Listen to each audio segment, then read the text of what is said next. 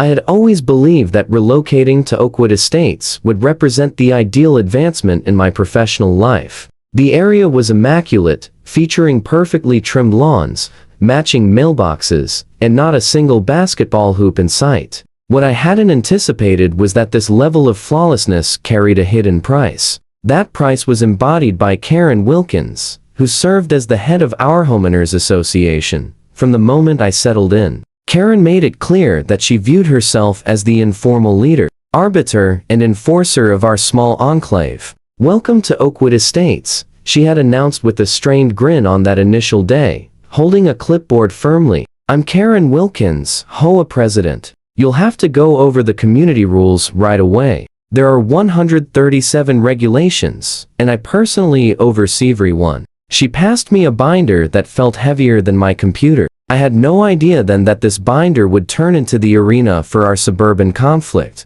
The issue started off quite harmlessly. I am employed in the field of information technology, frequently working remotely, and during the previous summer, I chose to enhance my home workspace. This involved adding a compact satellite antenna for improved online access. In line with the HOA regulations, I filed the necessary forms, complete with precise sketches showing the antenna's location on my roof, hardly noticeable from the road, and colored to blend with the shingles. 3 days following the setup, there came a crisp, patterned rap at my door. I answered to see Karen, her light blonde bob utterly still in the wind, sunglasses resting atop her head like a tiara. "That satellite antenna is in breach," she proclaimed, gesturing emphatically toward my roof as though spotting a criminal. "It's unsightly and needs to be taken down within 24 hours. I kept my cool, even as my tolerance was starting to fray. "In fact, Karen, I turned in the forms last month and got the go-ahead. I have the proof right here."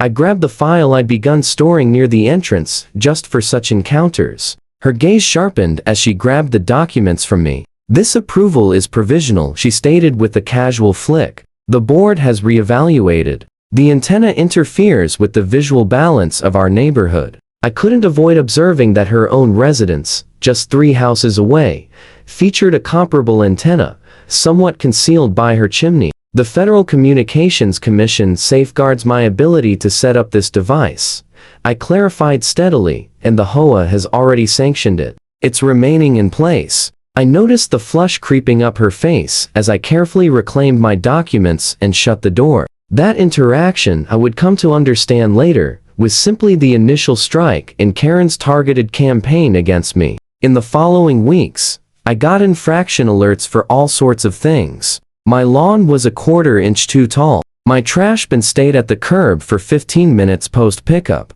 My vehicle had stayed in the driveway for over 8 straight hours. Every alert included a possible penalty, and each bore Karen's elaborate signature along with a smiley face that oddly appeared more menacing than cheerful. I challenged each infraction using photos and time records, including the full HOA board in my replies. Before long, other board members started voicing their annoyance at these trivial issues. "We have more pressing topics to address than the placement of Mr. Mitchell's trash bins," one board member noted in an email that was inadvertently sent to everyone in the community. Karen's reply was quick and biting, implying that some board members weren't fulfilling their duties with sufficient gravity. The conflict intensified when I opted to add surveillance cameras to my home. There were accounts of package thefts in adjacent areas, and since I often get costly tech gear for my job, I aimed to be vigilant. Once more, presented the required documents,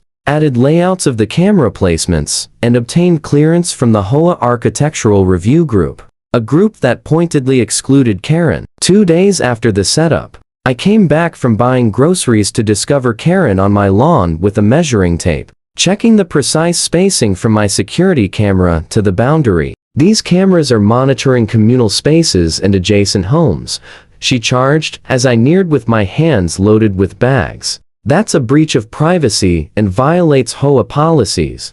I placed my bags on the stoop and folded my arms. "The cameras are directed solely at my own land, Karen. They don't record any shared areas or nearby properties. The architectural group approved them last week." I displayed the confirmation on my phone. Her mouth tightened into a thin line. I'm superseding their ruling. Those are violence devices must be dismantled by tomorrow morning, or you'll face a penalty of $500 each day. She pivoted sharply, almost stumbling over a sprinkler in her rush to depart my yard. That night, I examined their recordings from my freshly added cameras and spotted something unusual. At around 3:00 p.m., while I was out at the supermarket, a person had neared my satellite antenna with what looked like a paint canister. When I enlarged the image, I was stunned to recognize it was Karen in person, trying to coat my satellite antenna in black. Likely it was an unauthorized shade. Luckily, she couldn't access it without taking some steps.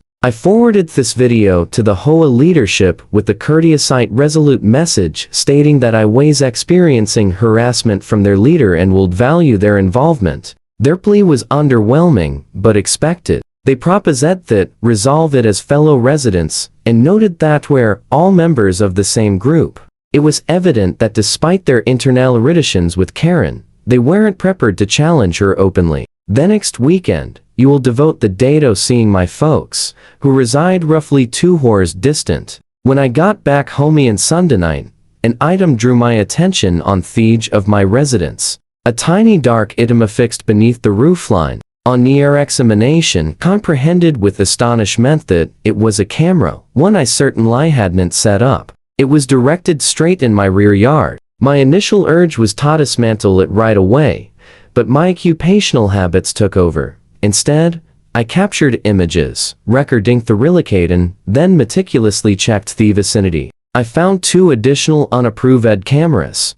One focused on my entryway and another directed at my workspace window. These weren't protective cameras, they were monitoring tools, and I had a strong suspicion about who had placed them. Rather than facing Karen head-on, I dialed the non-urgent police number and detailed the circumstances. 2 officers showed up in under an hour, recorded the illicit cameras, and verified they were actively sending signals to an unidentified device. The officers were highly alarmed, clarifying that placing monitoring gear on another's land without permission was unlawful, possibly amounting to criminal intrusion, breach of privacy, and even potential harassment based on the purpose. Do you have any notion who could have set these up? One officer inquired, though his manner implied he already guessed the culprit. I possess some video from my own authorized cameras that could assist, I answered, welcoming them into Orsto. Watch the clips.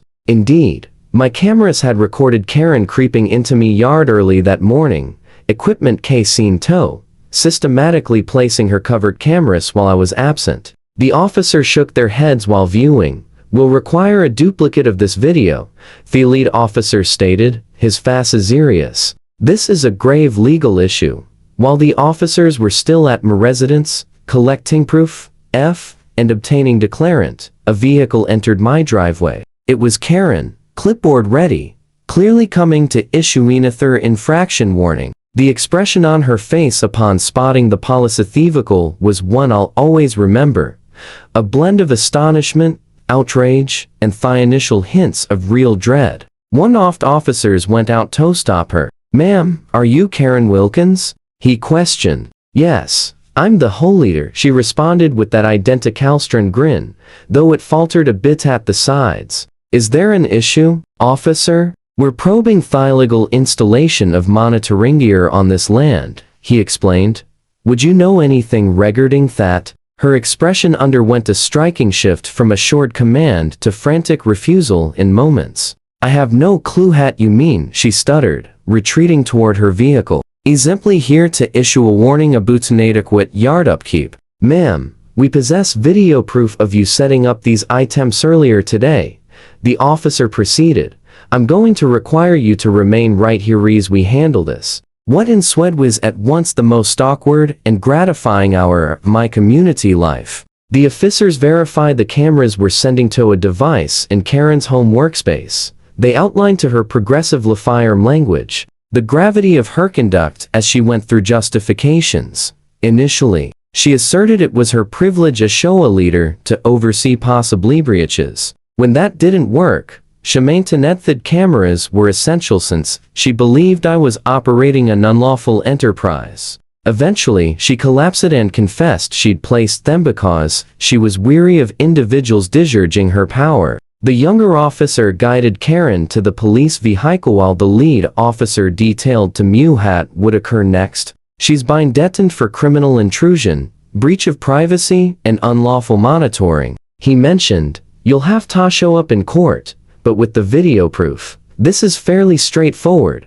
As Karen was escorted to the police car, residents came out of their houses, observing in amazed quiet. Her face had become the shade of a mature tomato. Ash grasped that whole community was seeing her disgrace. "This is an error," she shouted out in desperation. "I was merely performing my role. Tell them I was merely performing my role." Nobody moved to support her. Actually, I saw multiple residents recording the event on their devices, clearly gearing up to post the occurrence in the community discussion group from which I'd been oddly omitted. The next morning, I got a message from the HOA deputy leader notifying me that a crisis leadership session had been summoned. By full agreement, Karen had been ousted from her role as leader and briefly barred from leadership awaits the result of her court cases. The message contained an official regret for the unforgivable actions of their ex-leader and obligation to convene with me to talk about rectifying matters. Later that identicality, my doorbell sounded. It was Karen's spouse, appearing drained and ashamed. "I've arrived to express regret," Hoytered softly, "and to inform you Karen's been freed on bond. The terms involve remaining at least 100 yards from your land." He gave me an envelope. "This is to pay for any losses or court costs you could face." Karen is unaware I'm handling this. Within was a payment for 5,000, exactly the sum Karen had warned of penalizing me over the previous few months. As he pivoted to depart, halted. "She must face the magistrate next week. Her attorney indicates she's facing substantial penalties and potential suvirisp." He shook his head mournfully. 20 years in this area. And now, will likely need to relocate. Her property is over, as well. Who's going to employ a broker who's been detained for eavesdropping on residents? He departed, shoulders drooped, leaving me positioned in the entry with a payment in my grasp and the clear sense that fairness, though occasionally delayed, can be surprisingly calm for Shena for Pfeiffersy when it ultimately comes.